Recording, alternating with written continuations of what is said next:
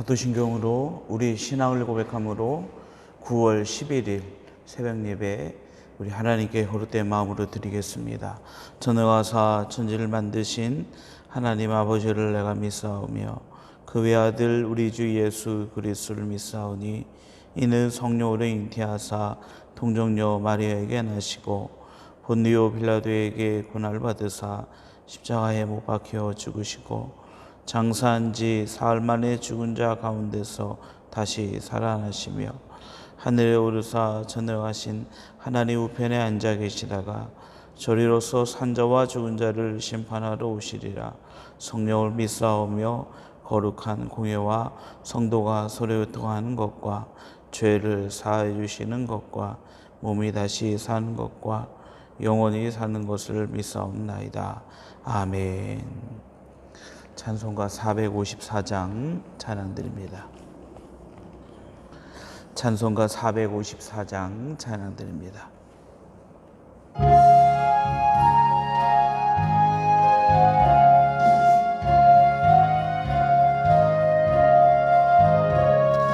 주와 같이 되기를 내가 항상 원하니 온유하고 겸손한 주의 마음 주소서.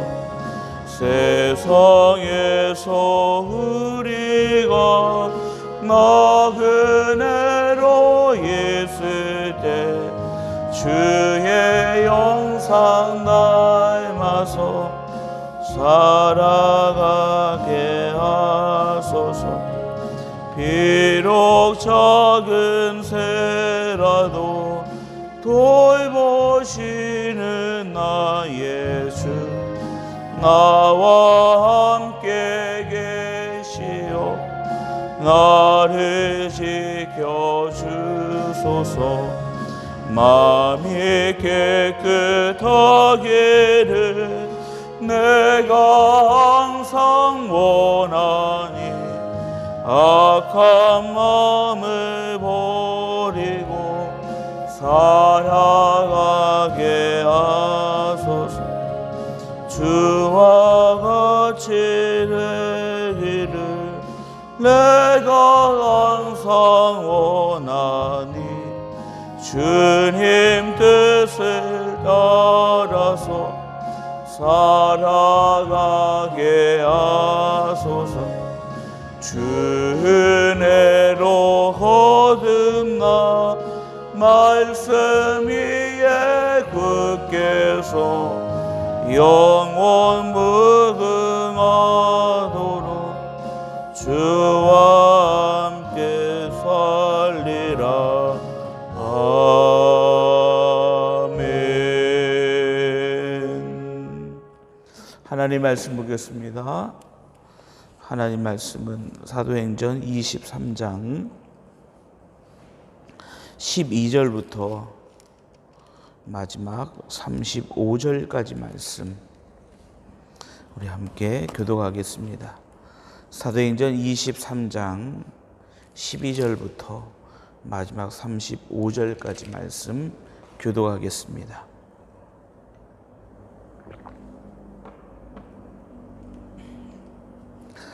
날이 새매 유대인들이 당을 지어 맹세하되 바울을 죽이기 전에는 먹지도 아니하고 마시지도 아니하겠다 하고 이같이 동맹한 자가 40여 명이더라. 대제사장들과 장로들에게 가서 말하되 우리가 바울을 죽이기 전에는 아무것도 먹지 않기로 굳게 맹세하였으니 이제 너희는 그 사실을 더 자세히 물어보려는 척하면서 공회와 함께 천부장에게 청하여 바울을 너희에게로 데리고 내려오게 하라. 우리는 그가 가까이 오기 전에 죽이기로 준비하였노라 하더니 바울의 생질이 그들이 매복하여 있다함을 듣고 와서 영내에 들어가 바울에게 알린지라. 바울이 한 백부장을 청하여 이르되 이 청년을 천부장에게 인도하라. 그에게 무슨 할 말이 있나 하니 천부장에게로 데리고 와서 이르되 제수 바울이 나를 불러 이 청년이 당신께 할 말이 있다 하여 데리고 가기를 청하더이다 하매 천부장이 그의 손을 잡고 물러가서 조용히 묻되 내게 할 말이 무엇이냐. 대답하되 유대인들이 공모하기를 그들이 바울에 대하여 더 자세한 것을 묻기 위함이라 하고 내일 그를 데리고 공회로 내려오기를 당신께 청하자 하였으니 당신은 그들의 청함을 따르지 마소서. 그들 중에서 바울을 죽이기 전에는 먹지 않고 마시지도 않기로 맹세한 자 40여 명이 그를 죽이려고 숨어서 지금 다 준비하고 당신의 허락만 기다리나이다 하니 이에 천부장이 청년을 보내며 경계하되 이를 내게 알렸다고 아무에게도 이르지 말라 하고 백부장 둘을 불러 이르되 밤 제3시에 가이사라까지 갈 보병 200명과 기병 70명과 창병 200명을 준비하라 하고 또 바울을 태워 총독 벨리스에게로 무사히 보내기 위하여 짐승을 준비하라 명하며 또 이 아래와 같이 편지하니 일러스되 글라우디오 루시아는 총독 벨릭스 각하에게 문안하나이다. 이 사람이 유대인들에게 잡혀 죽게 된 것을 내가 로마 사람인 줄 알고 군대를 거느리고 가서 구원하여다가 유대인들이 무슨 일로 그를 고발하는지 알고자 하여 그들의 공회로 데리고 내려갔더니 고발하는 것이 그들의 율법 문제에 관한 것뿐이요 한 가지도 죽이거나 결박할 사유가 없음을 발견하였나이다. 그러나 이 사람을 해하려는 관계가 있다고 누가 내게 알려주기로 곧 당신께로 보내며 또 고발하는 사람도 당신 앞에서 그에 대하여 말하라 하였나이다 하였더라. 보병이 명을 받은 대로 밤에 바울을 데리고 안디바디르에 이르러 이튿날 기병으로 바울을 호송하게 하고 영내로 돌아가니라. 그들이 가이사야에 들어가서 편지를 총독에게 드리고 바울을 그 앞에 세우니 총독이 읽고 바울더러 어느 영지 사람이냐 물어 길리기아 사람인 줄 알고 이르되 너를 고발하는 사람들이 오거든 내 말을 들으리라 하고 헤롯 궁에 그를 지키라 명하니라. 아멘. 공회에서 벗어난 바울 이제 상황이 유대인들은 바울을 어찌하려고 하는 상황이고 또 바울이 로마 시민이라는 것을 안 천부장은 이제는 바울을 보호해야 되는 이제는 그런 의무가 그에게 발생하게 되었습니다. 이제 날이 새고 유대인들이 한 가지 몇몇 유대인들 성경에 쓰는 약 40여 명의 유대인들이 한 가지 그들이 이제 결정을 하게 되어지는데 그것은 우리가 바울을 죽이기 전에는 먹지도 아니하고 마시지도 아니하겠다. 이같이 동맹에 참여한 자가 40여 명이다. 이렇게 이야기하고 있습니다. 그러니까 이 40여 명은 지금 바울을 반드시 죽이겠다라는 것이죠. 그것을 완성하기 전까지는 먹지도 않고 마시지도 않겠다라고 이야기합니다. 그들이 대제사장들과 장로들에게 가서 말하는 것이 우리가 바울을 반드시 죽일 것인데 이제 그들의 계획을 이야기합니다. 어떠한 사실인지 더 자세히 물어보는 척하면서 천부장에게 청하여 바울을 우리에게로 가까이 데리고 올 때에 우리가 그를 그 자리에서 죽이겠다 이렇게 이야기합니다. 그냥 이 상황 속에서 바울의 생질이 그들의 계획을 엿듣게 되어지죠. 그리고 영내로 들어와서 바울에게 이 사실을 알립니다. 이제 바울은 백부장에게 부탁하여서 이 청년이 무슨 할 말이 있으니까 천부장에게 데려가 달라라고 청하게 됩니다. 천부장이 그에게 묻게 됩니다. 그랬더니 그 청년이 바울의 생질이 그가 들었던 그 이야기들을 다 하게 됩니다.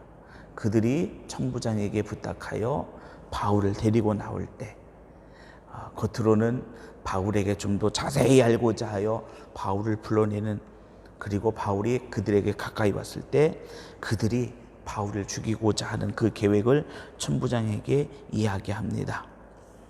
이제 천부장이 이 일을 어떻게 처리할까 하다가 그 밤 시간에 그가 바울을 총독에게로 보내려는 그런 계획 속에서 보병을 준비하고 기병을 준비하여서 바울을 총독 벨리스에게로 보냅니다. 바울을 총독 벨리스에게로 보낼 때에 그 천부장은 편지를 써서 보냈죠. 이러이러한 사정에 의해서 내가 이 유대인 로마 시민권자 이 사람을 내가 그들 가운데 구원하였는데 이제 유대인들이 무슨 일로 고발하는지 가만히 보니까 이 사람이 죽을 만한 어떠한 이유도 없고 단지 유대인들과의 관계 속에 있었던 율법의 문제 때문에 그들의 문제 때문에 이런 일이 발생하게 되었다라는 것을 쭉 편지로 씁니다. 그리고 이 바울을 이 로마 시민권자를 죽이고자 하는 관계가 있음을 또 이것을 증명할 그 사람을 같이 보내게 됩니다.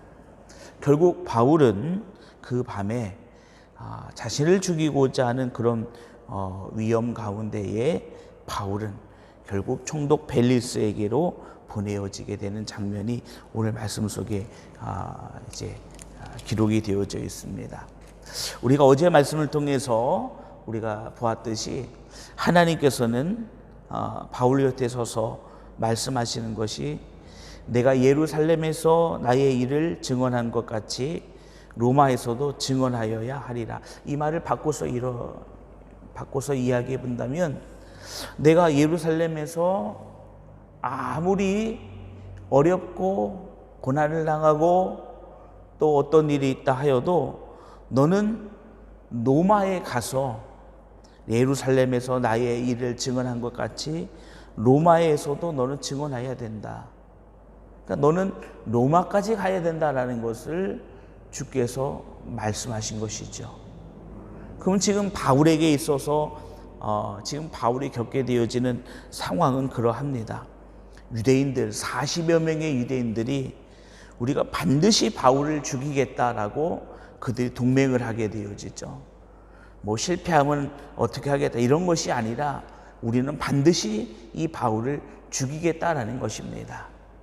그 자리에 참석한 그 동맹에 참석한 자들은 우리는 죽이기 전까지 먹지도 않겠다, 마시지도 않겠다, 목숨을 걸고 이 일을 완성시키겠다라는 것이 그들의 계획입니다.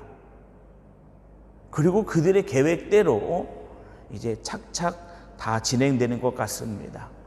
그들의 계획대로라면은 바울은 이제는 죽은 목숨이나 다를 바 없는 것이죠. 우리가 천부장에게 부탁하여 그 천부장이 바울을 우리에게로 가까이 올 때에 우리가 그를 그 자리에서 죽이겠다. 이제 바울은 그들이 세운 계획으로 본다면 바울은 죽은 자가 됩니다.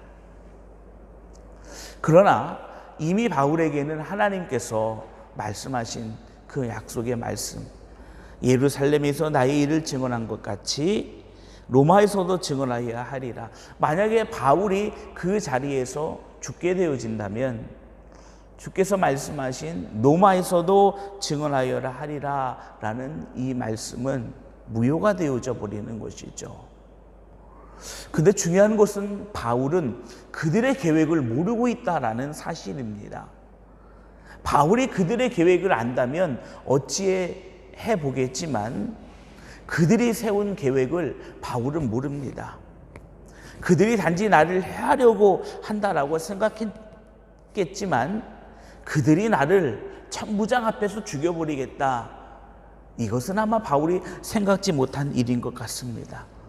바울이 생각하지 못한 곳에서 그들은 바울을 죽이고자 하는 그 계획을 진행시키고 있었다라는 것입니다. 아무것도 모르는 바울, 그러나 하나님께서는 그 바울을 또한 살리실 계획을 하나님은 세우고 계셨던 것이죠. 바울의 생질이 그들의 이야기를 듣게 되어진 것입니다. 그리고 지혜롭게 바울에게 찾아와서 그 이야기를 이야기하고 바울은 백부장을 통해서 천부장에게 그 이야기를 하게 됩니다. 만약에 그들의 계획대로 바울이 그 자리에서 죽게 되어진다면 아마 천부장에게는 로마 시민권자를 보호하지 못한 그러한 책임이 분명히 그에게 떨어질 것입니다. 책임을 분명히 묻게 되어질 것입니다. 사람이 목숨을 내놓고 세운 계획, 그리고 그것을 아무것도 알지 못하는 바울. 이제는 바울은 그들의 계획대로라면 이제는 죽은 자입니다. 어떻게 할 수도 없고 이제는 꼼짝없이 그들의 계획 속에 들어갈 수밖에 없습니다. 그러나 하나님은 그들이 그렇게 동맹하고 또 그들이 그렇게 계획을 했을지라도 그 계획을 넘어서 하나님이 세운 계획을 이루어 나가시는 분은 하나님이시다라는 거죠. 하나님의 계획이라는 입장에서 보게 되면 그 40명의 죽음을 각오한 유대인들은 하나님의 계획을 꺾어버리겠다라는 것입니다.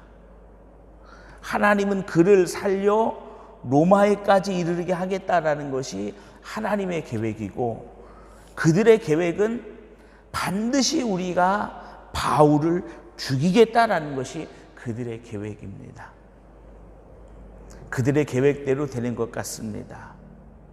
그런데 하나님의 계획을, 생명을 다한 그들의 계획이 하나님의 계획을 꺾지 못했습니다. 우리가 이 땅을 살아가면서 꼭 그러한 모습은 아니지만 우리도 우리의 삶에 대한 수많은 계획들을 우리도 세우게 됩니다. 어떻게 하면 우리가 좋은 일들이, 어떻게 하면 우리에게 정말로 멋진 일들이, 그것을 바라보면서 우리의 삶에 수많은 계획을 세우고 또 우리의 삶에 수많은 그런 일들을 기대하게 된다라는 사실입니다. 그런데 믿는 자로서, 하나님을 아는 자로서, 하나님의 은혜 가운데 선 자로서 우리에게 있어서 중요한 것은 무엇이냐면 우리의 삶의 주인은 내가 아니라 하나님이시다라는 사실이죠. 우리에게 있어서 정말로 중요한 것은 하나님이 우리의 주인이시다라는 사실입니다. 그들이 그들의 계획을 세울지라도 우리의 삶의 주인 되신 하나님께서는 그 바울을 그들의 계획 속에 두지 아니하셨다라는 것입니다. 그들이 아무리 철두철미한 계획을 그들 가운데 세웠, 그리고 그 바울을 그 계획 가운데 집어넣는다 하여도 그들은 하나님의 계획에서 그 바울을 빼앗아 갈 수 없다라는 사실입니다. 그렇다면 중요한 것이 무엇일까요? 중요한 것이 우리가 하나님의 계획 속에 있다라는 그 사실을 우리가 인정하는 것입니다. 우리가 하나님의 계획 가운데 있는 자다라는 사실을 우리가 믿음으로 바라봐야 된다라는 사실입니다. 세상이 완벽하고 세상이 철두철미하고 세상의 모든 것을 다 이룰 것처럼 보일지라도 우리는 하나님의 계획과 하나님의 인도하심 가운데 있는 자다라는 사실을 우리는 믿음으로 가지고 있어야 된다라는 사실입니다. 하나님의 인도하심 가운데, 하나님의 부르심 속에 우리가 있게 되어지면 세상이 어떻게 또 어떤 일을 꾸민다 할지라도 그 계획이 하나님의 계획을 덮을 수 없다라는 사실입니다. 하나님이 이스라엘 백성들에게 주신 계획은 애굽에서 그들을 끄집어내어 가나안 땅에 이르게 하겠다라는 것이 하나님의 계획이었습니다. 그러나 애굽 왕 바로의 계획은 무엇입니까? 그들을 어떻게 해서든지 내보내지 않고 이 애굽의 종으로 살게 하겠다라는 것이 애굽 왕 바로의 계획입니다. 그런데 그의 계획은 결국 하나님의 계획을 덮지 못했습니다. 우리가 살아가는 이 삶의 순간순간이 때로는 어려움이 되기도 하고, 때로는 우리의 삶에 짐이 되는 것 같아 보이기도 하고, 때로는 그 삶이 이 땅 가운데 참으로 근심과 고민이 되는 것, 그것이 이 땅을 살아가는 모든 사람들의 모습입니다. 그러나 그 가운데 우리가 무엇을 바라봐야 될까요? 바울이 아마 그냥 지나갔다면 바울은 어느 순간에 그들의 손에 의해 죽임을 당하는 그런 자리에 있을 것입니다.